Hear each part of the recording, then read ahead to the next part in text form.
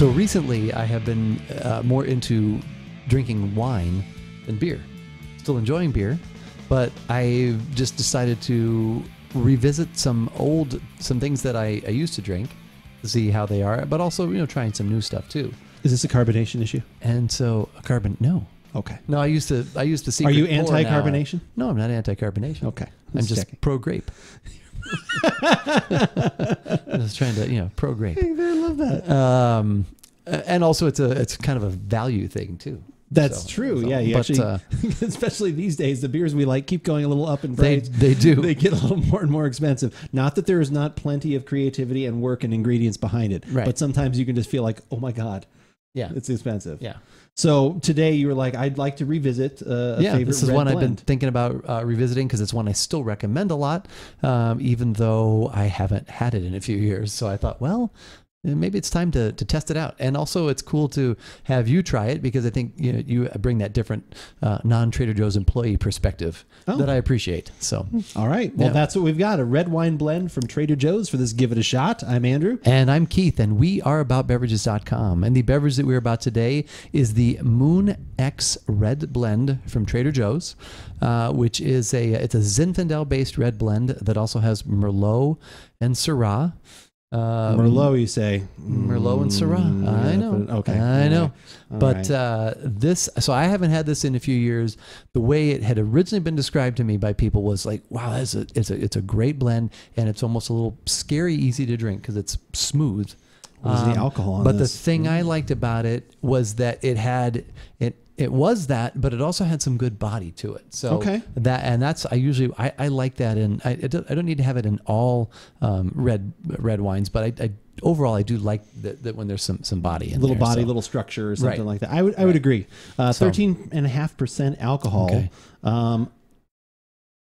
I have seen random prices on the internet, so I'm not going to lie, I haven't seen that. Do you want to wait to give me an official price till we finish? Do you want to know? No, let's wait till the end. Okay. I've seen a range, which is like and you have an idea of what I usually go for too. So yeah, I would think so. My everyday wine consumption is not in the $20 bottle range. So is that what you would say in general? This is how to think of this one, is like this would be my good everyday bottle, or is this like you just? I think if you were watching the pre-show or the archive version on YouTube or on twitch.tv/aboutbeverages, we were talking about like, oh, I need to bring a bottle over for a friend, and then it's like, well, how good is this friend?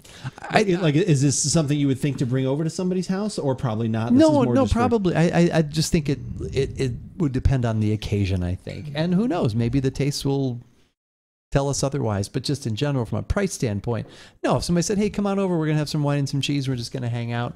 Yeah, but if it's like, oh, come on over for Thanksgiving dinner or Christmas, I probably would go for something a little bit nicer than this. Okay. At least from a dollar standpoint, but who knows? From a taste perspective, it may prove otherwise. But like I said, it's been a little while since I've had it, so it's been a while. It has. We just opened this just within 5 minutes. Glad you mentioned that. Yeah. So we let it sit open at least a little bit. That's why you did not hear the cool cork pop. We didn't get to do that part on stream, but it did happen. There was a cork.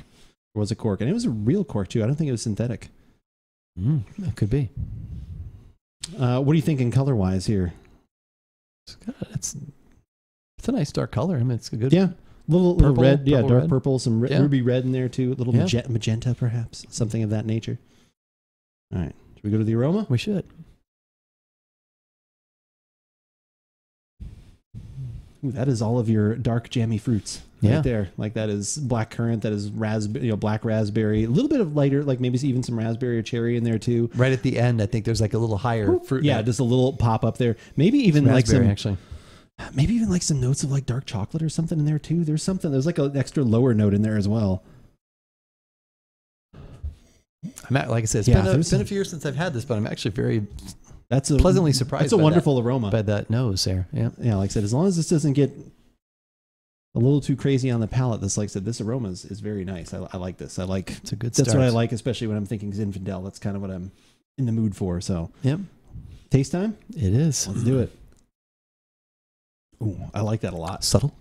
Dent. No, I'm just kidding. Yeah, it is all those things. Like I think the taste kind of pulls back a little bit on what I got in the aroma. Yeah. I get a little bit more of the bright cherry. I get that. Slightly less of the darker fruits. It's a little slightly thinner body than I thought it was going to be, but I actually don't have a problem with that. Slightly thinner than I remember, but yeah. But that's pretty nice. And it's like initially like a little bit dry, as you'd kind of expect, a little astringent, and then but then that I think goes away, like as my mouth kind of starts watering a little bit. No, that's really nice. Actually, I like that. That is definitely a solid red blend. I can continue to recommend that. Oh yeah, I think so. Yeah. Especially, and you said $35 for this bottle. $35. Yeah, it's a everyday wine. $6.99. Oh, okay. All right. So, I'd seen anywhere from that up to like 9 something, so I wasn't quite sure where it was going to be. $7 for that. I think that is definitely a solid value, and that turns it into the like, this is good everyday drinker. It's good for the people are like, well, you buy a good cooking wine. No, just buy a decent bottle of wine. Right. It's a little cheaper. Like, use something like this. Like, actually, I made, it was with a red that our brother had brought over to here. It was a Pinot Noir. I had a little bit left over, and I used it I was sauteing some mushrooms and things, and I deglazed the pan a little red wine. that is always a good call. But yeah, no, this is very nice. Like I said, especially for that price, easy to continue to recommend that one. Yeah, the only thing, like I said, that's a little different from what I remember is the body. But I think actually there's a little more. I think the flavor's a little more expressive in there than I remember. I just kind of remember it being like a very even-handed, medium body wine. Whereas this one, I would say, has some nice fruit. And the body's a little thinner, but it finishes easy, and I think it's. I'm glad that I have not been continuing to recommend this incorrectly.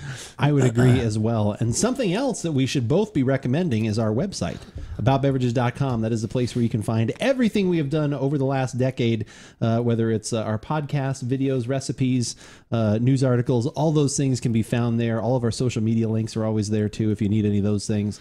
If you only want the latest videos, we've got you covered there. YouTube is the place to go. Hit the subscribe button. You'll get an alert whenever we put up new content, which usually at least twice a week, sometimes more, depends on what we've got going on. But you can always find those there. If you want to go another level and you're like, I'm kind of on the go, I don't really watch a lot of videos. I had someone the other day say, oh, is your podcast on any other services? I said, you know what? It's on Spotify. It's on iTunes. It's on Google Podcast. If you have a favorite podcast app that you like using, just search for About Beverages. You will probably find us there, as well as some pillars as well. The 3 pillars. Or our 3 pillars. The pillars we feel are very important. The pillars we have chosen. The pillars we have chosen, yeah. Of TikTok, Instagram, and Twitter, which is the one we use most often to keep everybody up to date on what's going on at About Beverages. Like earlier when I tweeted that we were about to go live on twitch.tv/About Beverages, which we do most Thursday evenings at 5:30 Pacific.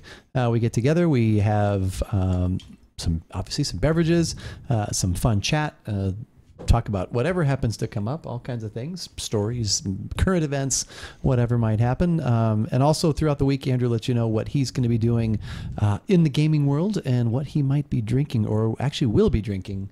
While he's doing playing. It's not might, good sir. Oh, not might. There's no teaser. Actually, no teaser. It's what he's having. I'm having that. So follow us on Twitter for all the latest information about beverages. But as we always say, whether we like it or not, you should give it a shot.